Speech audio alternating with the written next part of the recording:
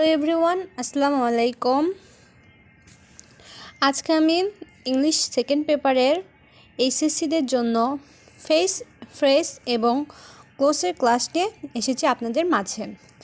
আজকে আমি ক্লাসটার আগে আমি কমপ্লিট করে রাখছি আমার নিজের কাছে, এখন আপনাদের কাছে আমি শেয়ার করব। আমি এখানে যাবতীয় সব কিছু লিখে রাখছি, আপনাদেরকে জাস্ট আমি বুঝিয়ে দেব। তাহলে চলেন ক্লাসটা শুরু করা যাক। এই ক্লাসটা আমার ইংলিশ সেকেন্ড পেপারের ফার্স্ট লেকচার।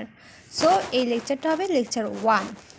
প্রথমত ফ্রেজ এবং ক্লোজ সম্পর্কে একটা বেসিক আইডিয়া নিতে হবে আমাদেরকে, অর্থাৎ ফ্রেজ এবং ক্লোজ এর মানেটা কি, এর বেসিক আইডিয়াটা আমাদের মধ্যে নিয়ে নিতে হবে।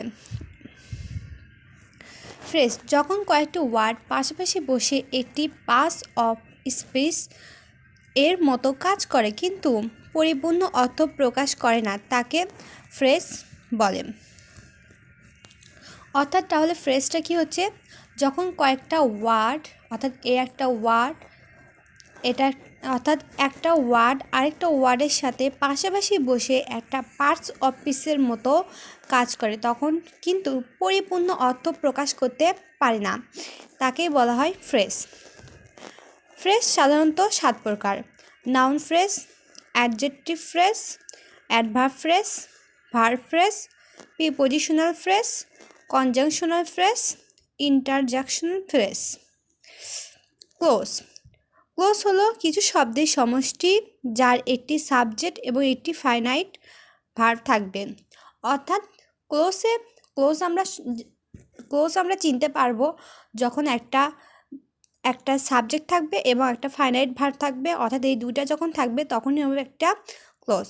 তাহলে ক্লোজের বৈশিষ্ট্য হচ্ছে 2 বা ততোধিক শব্দের সমষ্টি যার একটি সাবজেক্ট এবং একটি ফাইনাইট ভার্ব আছে। ক্লোজ প্রধানত 3 প্রকার হয়। একটা হচ্ছে প্রিন্সিপাল বা মেইন বা ইন্ডিপেন্ডেন্ট ক্লোজ, আরেকটা হচ্ছে সাবঅর্ডিনেট বা ডিফারেন্ট ক্লোজ, আরেকটা হচ্ছে কোঅর্ডিনেট ক্লোজ।